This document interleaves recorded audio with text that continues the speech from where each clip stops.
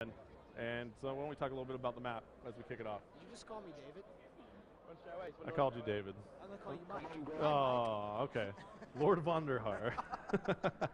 So Oh boy, I had that covered. Vaughn, tell me a little bit about Aftermath. What's going on here? Yeah, so this is Aftermath. It takes place in 2025 in downtown Los Angeles, right after a drone attack. And look at the beautiful destruction that you see in this map. Yeah, there's a lot that's not right in Los Angeles right here in Aftermath. So as we see early on, looks like we're on board with Minnie. She's of the German ladies team, Vivacious Ladies, and she gets shocked right there. A shock charge went off. Let's see what goes down right here, this B flag. Let's take a look at this mini map. Oh boy, look at this is chaos in the center here. Yeah, so tell me a little bit about this B flag positioning here on Aftermath. Well, where else would you put the B flag but in the dead center of the map in the most crazy place you can, right? Yeah, right. Yeah, and we see a care package now coming in for the Europeans. That's going to get dropped off. Why don't we take a look and see who's going to grab that? We're on board with Minnie, and she looks like she's making a move for it. Yes, she is, but her teammate comes in and swoops it up.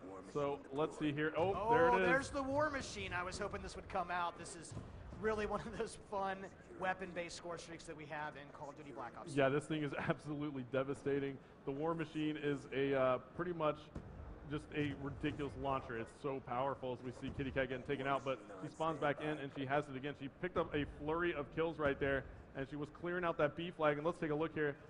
Still a jockey for position moment for this flag. The score is absolutely tied, David. Look at, yeah, no one's actually picked up this B flag yet. It's been in the center of the map. It is a tough position. You'd like to see some smoke. You'd like to see some guys pushed up a little harder to keep these guys from taking this flag. And there you have it. There goes that War Machine. Kitty Cat used up all the rounds in it, so it's gone. And she just wasn't able to keep the North Americans off the B flag as they take it now. So the North Americans in the lead. They are your FBI faction, as you see, designated by the flag on the left side, upper left side of your screen in the score panel. And the Mercs faction is the Europeans. They are there on this B flag now. Look at that capture progress bar. She might grab this flag. Yep, absolutely. Great teamwork right there by the Europeans to get that flag back. But Merc comes in and smokes a few. Let's take a look at the map. Oh, well, actually, it looks like the Europeans do have some pretty good map control now. We'll jump back on board with the Americans. We'll jump on board with Merc, who's making a move for that flag. He gets taken out, and now Merc spawns back in. And he's packing lightweight, cold-blooded, and extreme conditioning. And David, let's find something else to talk about here. Tell me a little bit about what his class is using. Do you notice anything here? Yeah, this guy, you know, Merc is a very traditional player. I think he's got 3 perks out and using a Claymore and some shock charges. Now, those shock charges give you just enough time to put a target down. If you put them, we're seeing the European team actually throw them onto the B flag, confuse those guys so that they can jump in there. But Merc's got this shotgun out, and he's got that laser sight so that he has some real superior hip-fire accuracy right now. And look, 7 seconds left to go. The Europeans actually have the lead on this one. We're playing round-based domination if you're just tuning in. So this is the first of 2 rounds, and the Europeans take round number 1, 46-42. We are in halftime as we take a look at the round-ending kill cam. It's going to be Swanee right there, putting some nice shots. Looks like he had a burst mode right there. What weapon was that? That's the best weapon in the game. No. Well, I didn't say that. well, what was it? Tell me. The best weapon in the game. Okay, we'll leave it at that. He's going to leave it up to you to figure it out there in internet land. So now we see we're in round number 2 here on this domination aftermath. 3 minutes left in the round. The 3-minute round is what we're playing, and it looks like the North Americans go immediately for that B flag, and they do pick it up. So score carried over, 49-50 now to 48. Score carried over after round 1, and we flip spawns.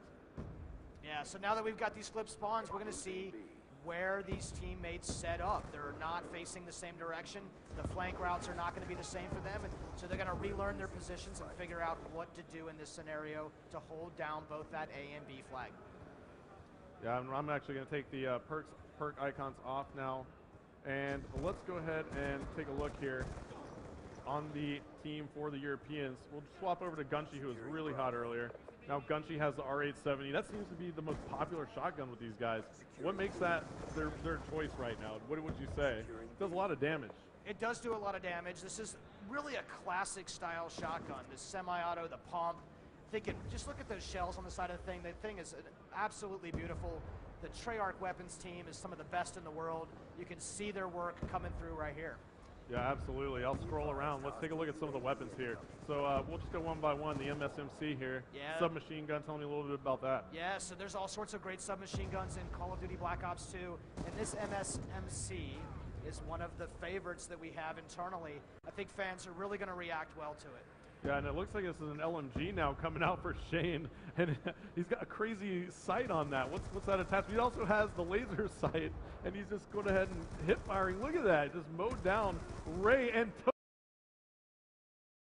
David. That was just like this LMG. He's mobile with it and hip firing. How did that work out right there? He's got an LSAT. He's got it customized up with that laser sight, but also that dual band scope.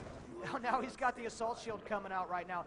So Shane has got all sorts of fun stuff going on in his classes. I'm really excited that players are going to be able to use. Oh, look at that melee attack from Shane with the assault shield.